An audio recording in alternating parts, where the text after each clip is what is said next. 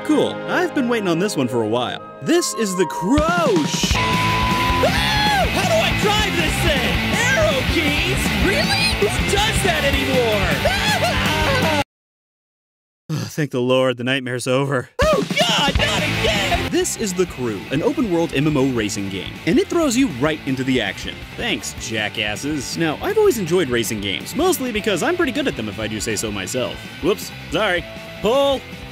Fits. Whoops, wrong way. How did I get a driver's license? The Crew is no different, as I found my first few hours with it to be quite fun. Now, besides being a racing game, The Crew does some other things a bit differently from most MMOs. First off, you will not create a character. Instead, everyone plays as Alex, an older hipster, gruff, cool car racing dude. There are so many conflicting personality traits in there I can't keep up. Instead, your car is your character. You customize it with paint and different frames, and new parts act as your gear. All in all, it works as long as you can get over the fact that technically every person is this one guy.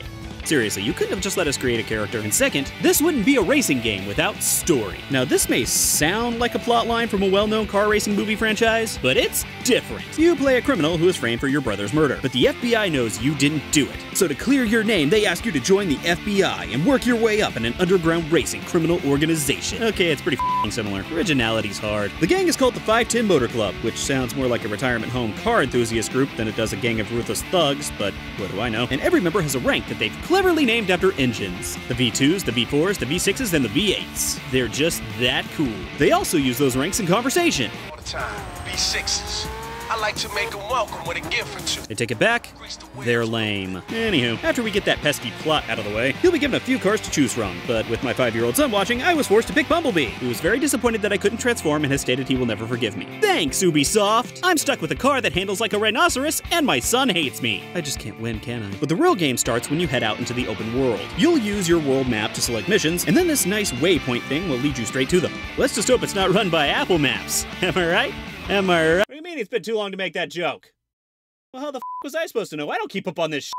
There are several different types of missions in The Crew. Normal races, which are pretty self-explanatory. Jumping skills, which are pretty self-explanatory. Speed skills, which are pretty self-explanatory. Hint, drive fast. Scramble skills, which involves trying to hit a number of targets. Slalom skills, which is weaving back and forth between flags. And precision skills, which involves driving between two flags, which get closer together the further you go. I was actually pretty good at all of these except Scramble, and, well, rhinoceros car. There was also another type of mission I encountered where I got to drive a raid-equipped car, which means apparently I'm supposed to smash everything to destroy this guy. I felt like I should have had a really good one-liner here. Hey, why don't you shove this up your tailpipe?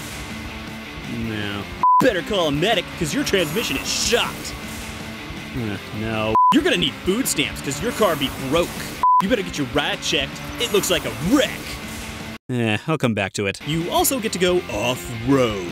It's not really that cool, but then you'll get to put all these skills you've been honing in these missions to the test as you try to outrun the cops, aka just go really fast. Now, there is some sort of police element in the open world, but I ran around breaking laws and mowing down civilians, and I didn't have a single problem. I'll just chalk it up to beta. Anyway, whenever you complete a mission, you get a medal. Bronze, silver, or gold. The higher the medal, the better the loot. Luckily, all of the missions can be repeated as many times as you'd like to try and achieve a better medal. So that's what I did. Over and over again. And frankly, I had fun. I didn't get a chance to test out multiplayer because it was bugged for me. I'll just chalk it up to beta. But luckily, just running around the open world doing missions was satisfying enough. I'm not honestly sure about the staying power of the game, but for the time being, I found it fun. Oh, I've got it. Hey man, come back! I just wanted to take you right for a spin! Yeah, that was good. I like that one.